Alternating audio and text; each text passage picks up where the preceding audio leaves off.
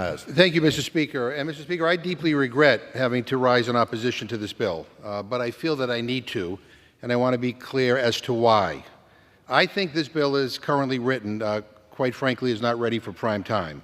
And I'm urging our colleagues, particularly those who care about effectively taking on China, to vote no.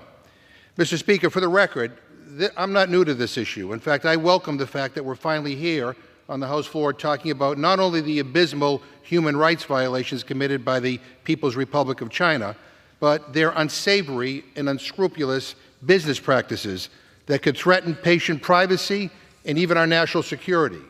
And frankly, it's about damn time.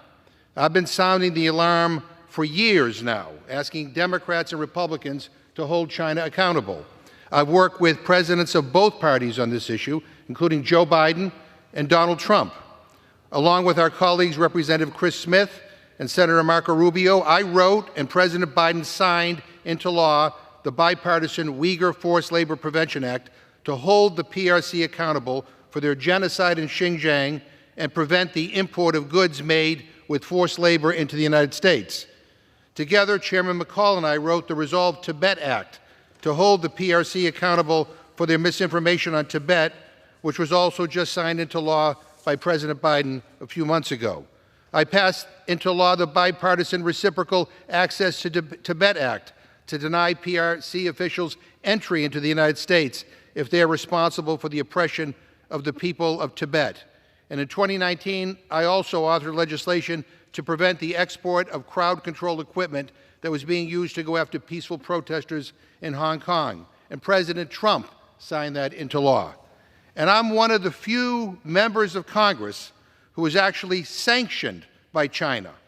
I'm banned from going to China by the PRC. I can't meet with any Chinese government officials because of my vocal advocacy for human rights and human dignity in that country. They clearly do not like me, but I wear their sanctions as a badge of honor. All of this is to say that my record on this issue takes a back seat to nobody. And that is why I deeply regret that we are bringing this particular bill to the floor. This is a lost opportunity to do something meaningful about an important and serious issue, an issue that frankly deserves a lot more thought and attention than this. First of all, the bill lists out specific companies that it claims are exploiting the U.S. biopharmaceutical industry on behalf of the Chinese government. To be totally frank, some of them might be. But to be also totally frank, some of them might not be.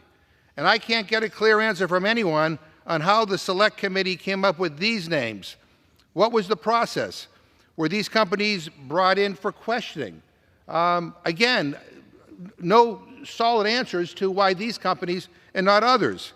If we're going to name companies, there ought to be a clear, transparent process that is implemented the same for all companies.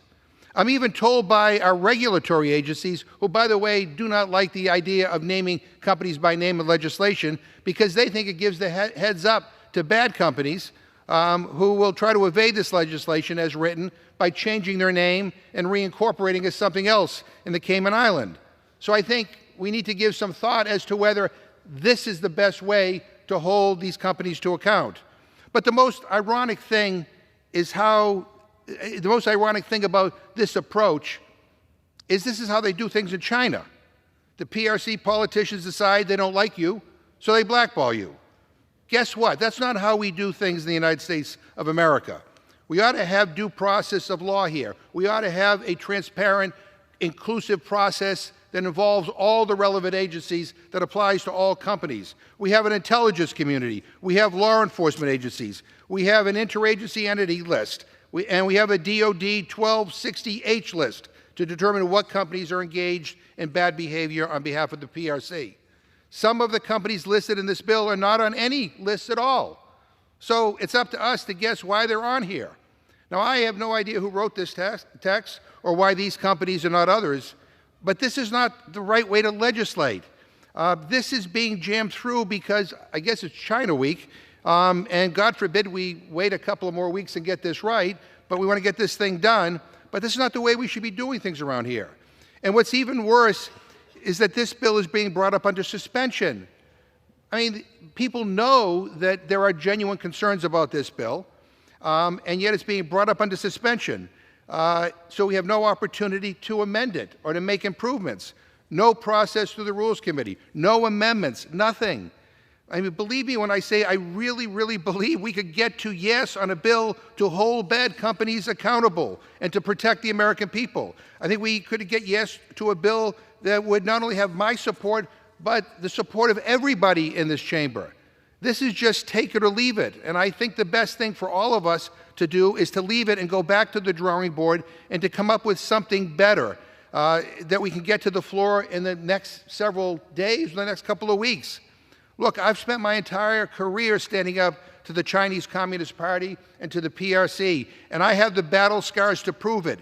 And yes, I do have a company in my district that is actually named in this bill.